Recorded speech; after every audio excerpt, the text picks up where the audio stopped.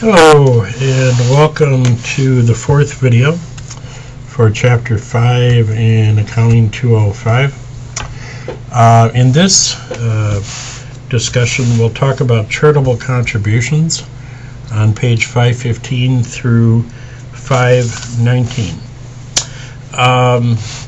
The one thing to remember about making charitable contributions is that they generally have to be made to what is called a 503c organization. All right, a 501c3. That's what I meant to say. 501c3 organization. Okay, those organizations are listed on page 515, and they generally include places like your church and Goodwill or Salvation Army or colleges, just like it says that it generally has to be an organization that is religious or charitable or cultural or scientific. All right, the donations that are made, I get people, for example, they come in and they say, well, I gave $100 to Habitat for Humanity in a house raffle. And I'm like, that's not deductible. And they're like, well, why? And I said, because you can win something. All right, so raffle contributions are not deductible. Ironically, the only person that could actually deduct the raffle contribution would be the winner, because the winner would have to include the value of the house in their income on line 21 of Form 1040. Okay. Also, you got to watch out for certain organizations. For example, I was the treasurer of a local Lions Club for many years.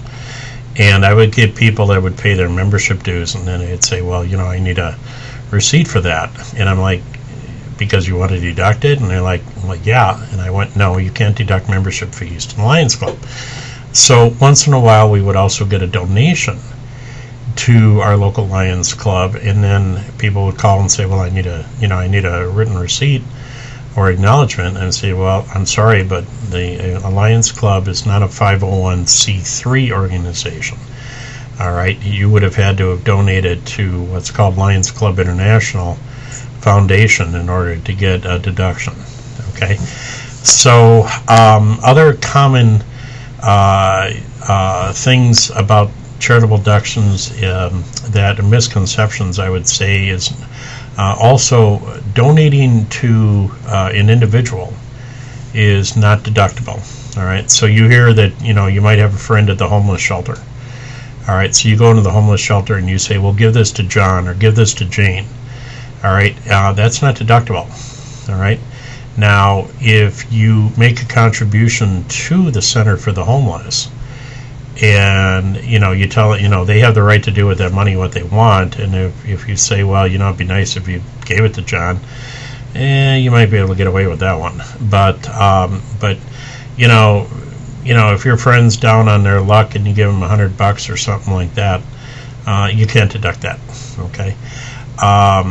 Sometimes charitable deductions are hard to keep track of. For example, you're walking into your store at Christmas time and you put some money in the Salvation Army kettle. All right, you're not going to get a receipt for that. You might want to write that down. All right, within reason. I don't think the IRS is going to question that. I get people all the time that say, yeah, I gave $100 here, $200 here. You could probably be okay with that depending upon the rest of your income, but technically you are supposed to have a receipt for everything. All right, there are some rules. All right, there are some rules. So if we take a look at page 516, okay, if you look at the very bottom of page 516, it'll tell you that the contributions are limited to 50% of adjusted gross income. Now, I've only had one client in 30 years that ever exceeded that amount, and that person was a priest. Okay, so so generally that rule isn't going to apply to most people, but there are some very wealthy individuals out there that tend to give a lot of money away, and so that you are limited in that regard. All right, depending upon the type of contribution, if you cannot use it in a certain year, all right, it tells you on page 517 that you can carry forward that contribution up to the next 5 years after you file that return. All right. One other item that comes up a lot is let's say somebody says that they donated to like the local animal shelter or something like that, or somebody's name that ends in the word house. Like St. Anne's House or St. Peter's House or something like that, and maybe an organization you had never heard of before, and you're wondering if it's deductible. Well, generally, any organization that accepts charitable contributions will send a letter to the donor, at the end of the year saying, well, thank you for your gift, and this much of your gift is deductible. All right, and if before you go, well, of course it all would be deductible, not necessarily. Let's say you attended a charity dinner and you paid $50 for that dinner. All right. Well, not the entire $50 is deductible because you had food. So usually what they'll do is they'll send you a letter saying thank you for your $50 donation, of which $30 is deductible and the other $20 went for the cost of the dinner. So again, watch for that. But again, if you are dealing with an organization you have never heard of, it mentions at the top of page 516 that if you go to the irs.gov website and you type exempt organizations select check in the search box, all right, you will get a link to what is actually the IRS's largest single document, which is all of the 501c3 organizations in the United States. All right. For example, Goodwill in there is listed on multiple pages because each individual Goodwill in each city is its own little organization. It is not a document that you want to download. All right. It's huge. So you're better off just doing a search on the organization if you're not exactly sure. All right, most people don't, they know that a donating, clothes to Goodwill or anything to Goodwill basically is deductible, and the same thing with the Salvation Army and, pretty much any major organization that you've heard of. But again, you got to watch out because not all organizations are 501c3. Okay, so, just again, keep that in mind. All right. Now, a lot of times people are like, well, what records do I have to keep? Well, it tells you that on page 518 and page 519. If the contributions are $250 or less, generally all you need is like a check, copy of the check. All right. If you keep those things. All right. If it's between, $250 and $500, generally you're going to get some kind of a written statement from the organization saying thank you for your donation. Where it gets sticky is if it's over $500. All right, and a lot of times, I do tax returns to people that donate $7,000, $8,000 a year in goods. All right, bags and bags and bags full of stuff that have accumulated over the years.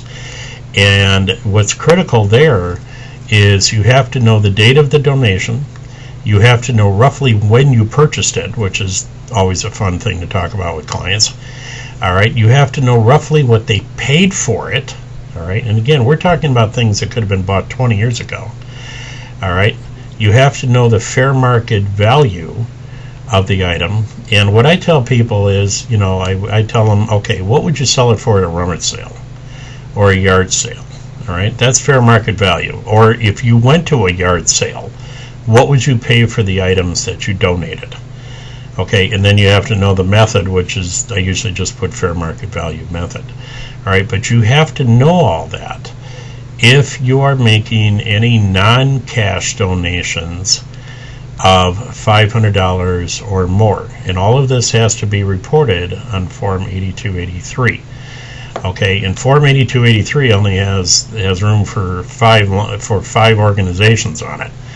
Okay, and so if I get somebody that comes in with 10 to 15 goodwill receipts, I log all 10 to 15 goodwill receipts, which means I might have to use 3 or 4 forms 8283. Okay, but again, it's the most accurate. All right, and in all my years, I've never had a client who was audited for charitable contributions. All right, as long as you keep good records, all right, you should be okay. All right, when you go to Goodwill, a lot of times all they do is they'll give you a receipt, and they may sign it, they may not. They might scribble the date on it, they might not.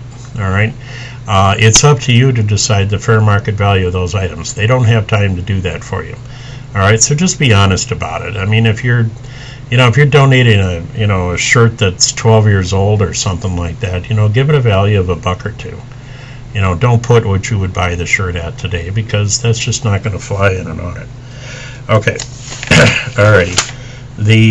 And also remember that you also can deduct your mileage. All right, that is mentioned for you back on page 515. All right, in 2017, the deduction was 14 cents a mile. That would be both ways. All right, and and one final thought is that you cannot deduct your services. You cannot deduct your services. So, if you start doing taxes and you want to start doing Form 990s, which is the tax return for a not-for-profit organization, if you decide to donate your services to prepare that return, you cannot deduct the value of your services. All right, nobody can. Doctors can't, lawyers can't, CPAs can't. All right, I've had some people say, well, I'm in business, I know what my hourly rate is, this is what I would have charged. Doesn't matter. Okay, you cannot deduct the value of your services. Okay, all right, that ends this video on charitable deductions.